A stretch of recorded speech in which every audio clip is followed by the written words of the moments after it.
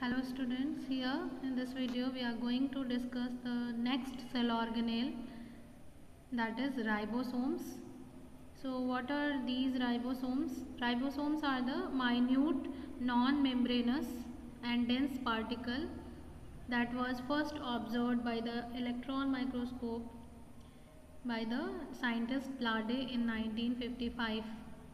Ribosomes are the very important cell organelles found in the prokaryotic as well as in the eukaryotic cells, and these are the non-membranous cell organelle because they don't means they do not have any membrane in their structure, and they are very minute in size. You can say these are the smallest cell organelle found in the cell, and they are found in the form of particles, dense particles, and they are the most abundant cytoplasmic cell organelles.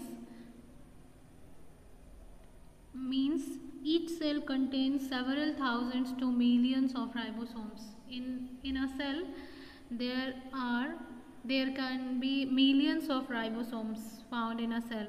Okay, so they are very minute in size, and they are in large number, and they are found in the prokaryotic as well as in the eukaryotic cells. The location of the ribosomes in the cell is mainly it is found linked with the outer surface of the rough endoplasmic reticulum. Okay, and they can be found in freely in the cytoplasm also. Some are found in the nucleus, some are found in the mitochondria, and in plant cells they are also found in the chloroplast.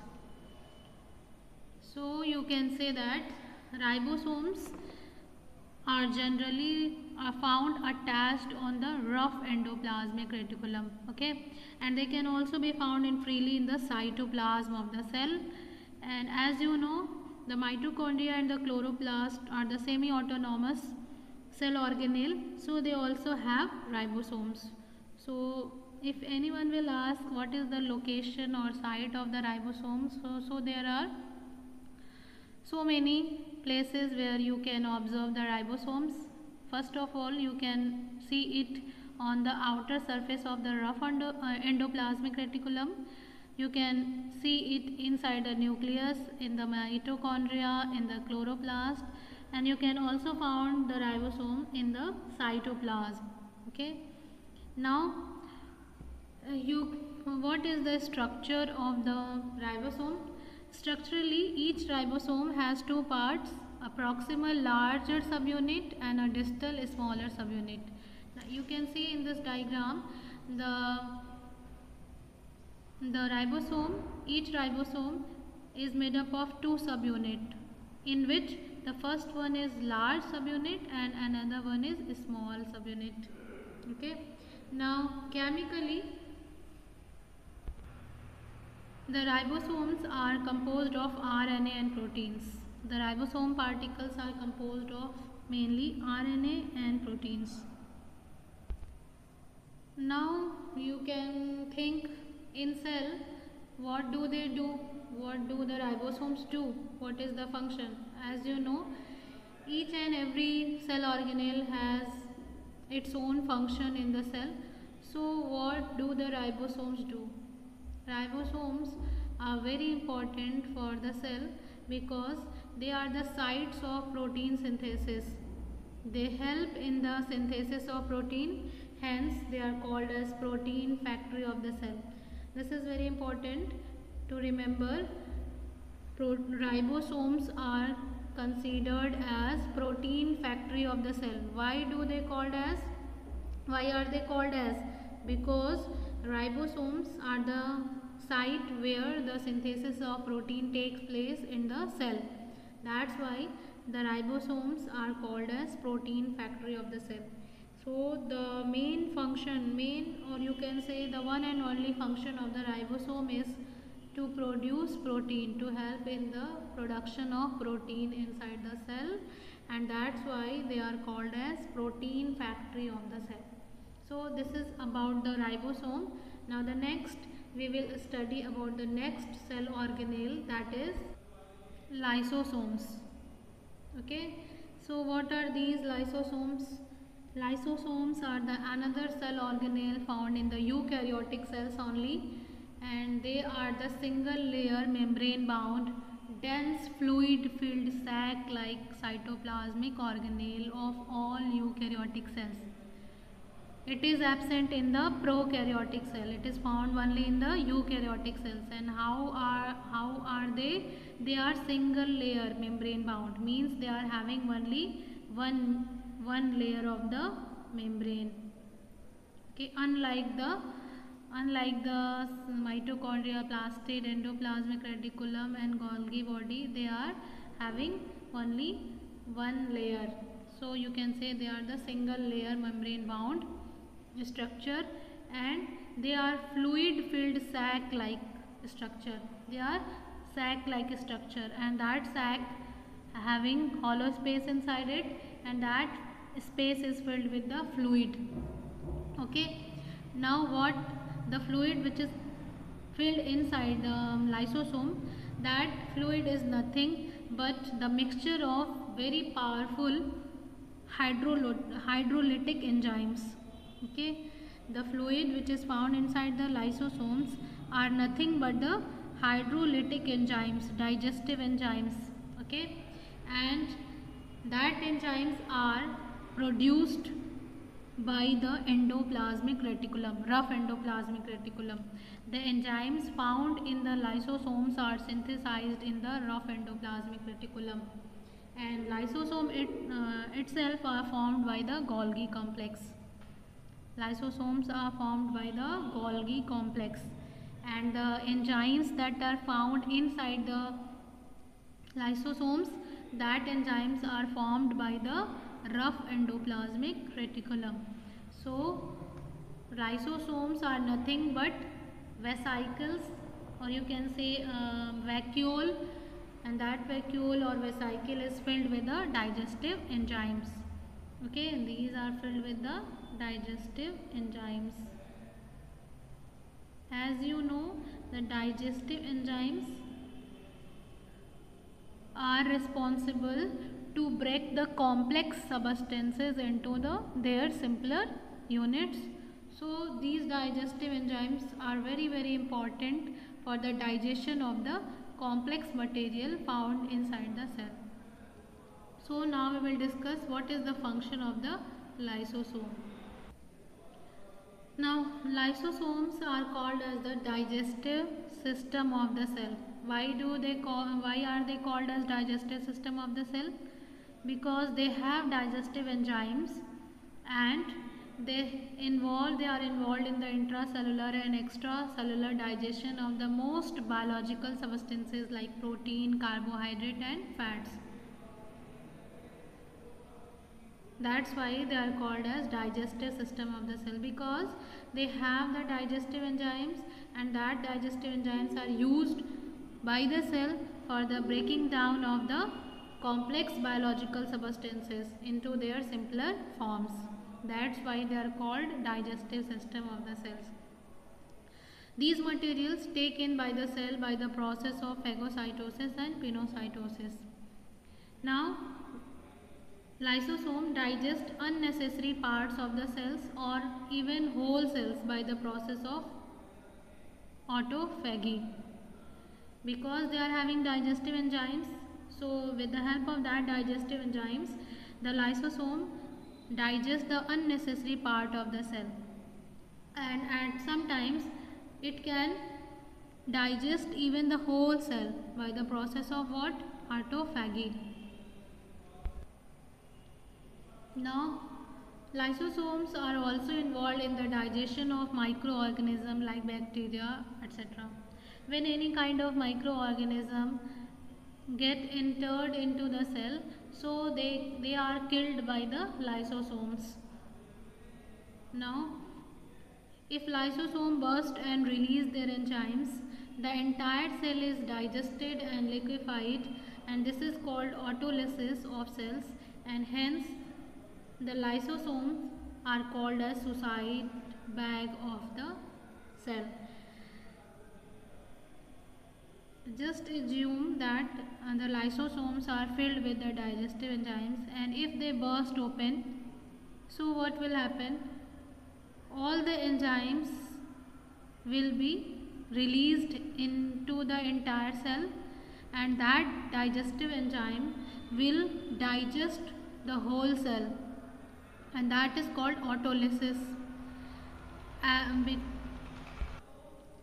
Because of this, the whole cell will be digested and will be finished off, and that's why the lysosomes are considered as the suicide bag of the cell.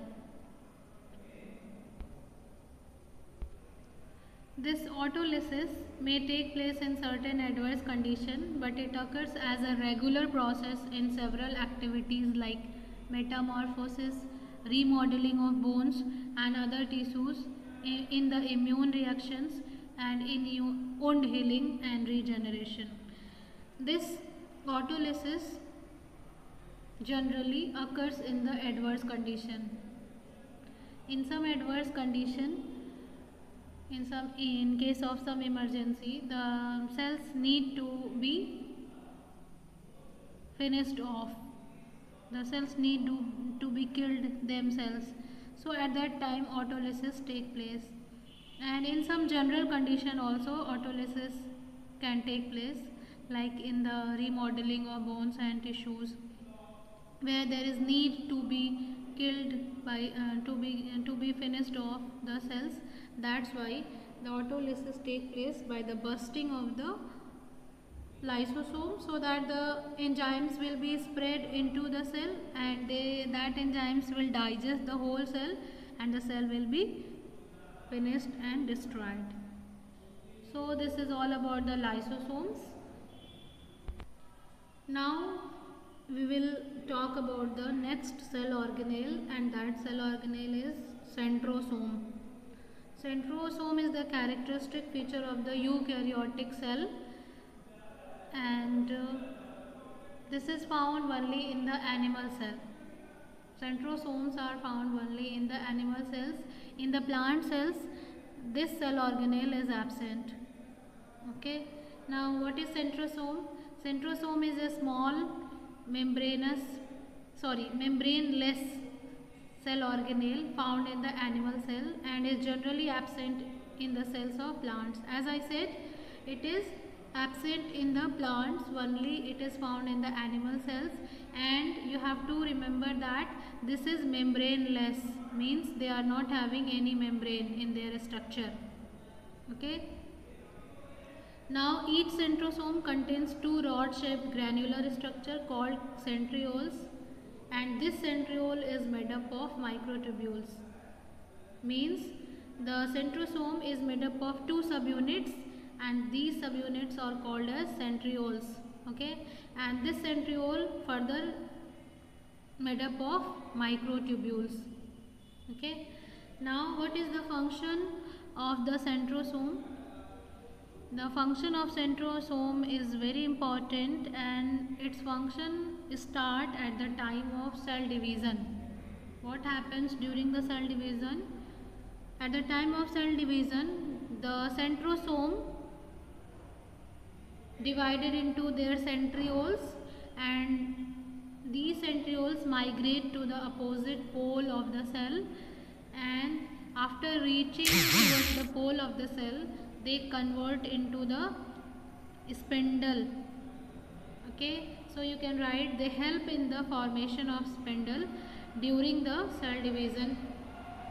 Okay, and in some unicellular organisms, the centrosome also help in the formation of the cilia and flagella. As you know, some microorganisms like amoeba and paramecium and euglena, they have cilia and flagella, and these cilia and flagella are formed with the help of centrosome. So this is all about the centrosome. Thank you.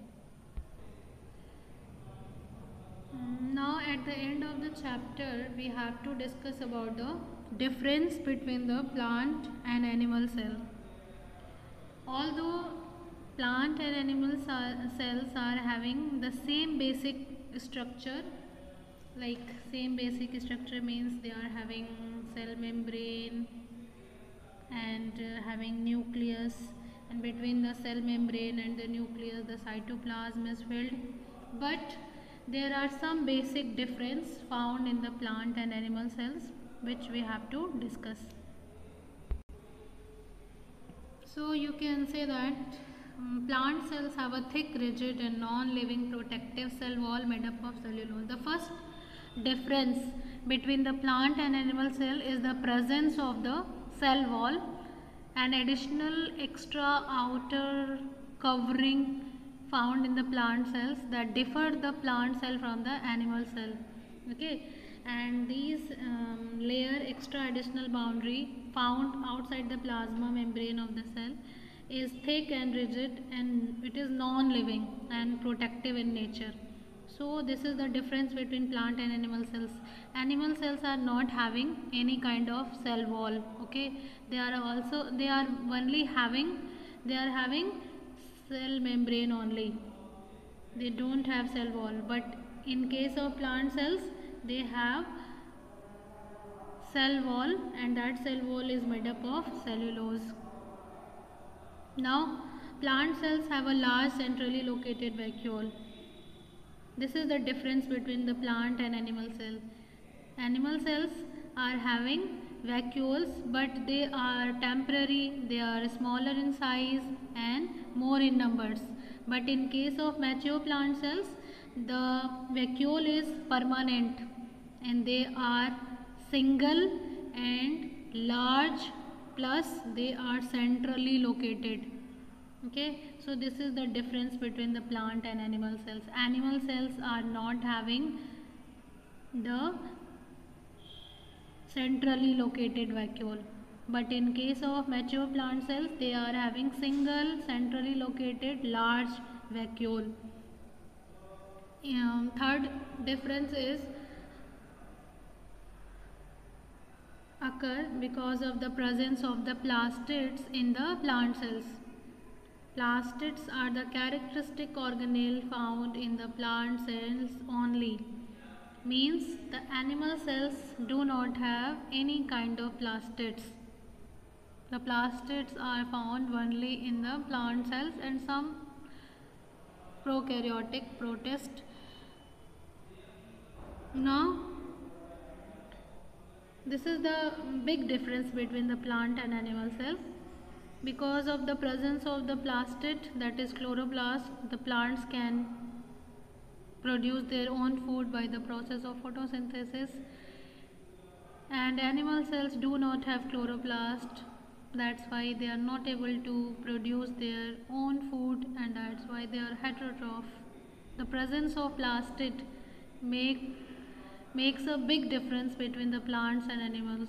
Because of the presence of plastid, the plants are autotrophs, and because of the absence of the plastids, animals are heterotrophs because they cannot perform the photosynthesis in the absence of chloroplast. So this is the big difference. Now the last difference is plant cells typically lack centrosome. They do not have centrosome. The centrosome is the cell organelle which help in the formation of the spindle during the cell division, and this cell organelle is found only in case of animal cell. They are not present in the plant cells. So the spindle formation in the plant cells done by the another structure that is called polar cap, which involve in the formation of spindle fibers during the cell division. But this is the main difference between the plant and animal cell. Plant cells have cell wall, they have large single centrally located vacuole, and they have plastids, but they lack centrosome. Animal cells are not having cell wall like plant cell. They do not have large centrally located vacuole. They have vacuoles, but that vacuoles are smaller in size and more in number, and they are not centrally located.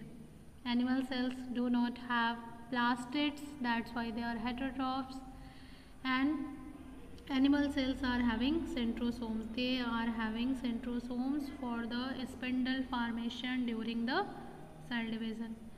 So this is all about this video. Thank you.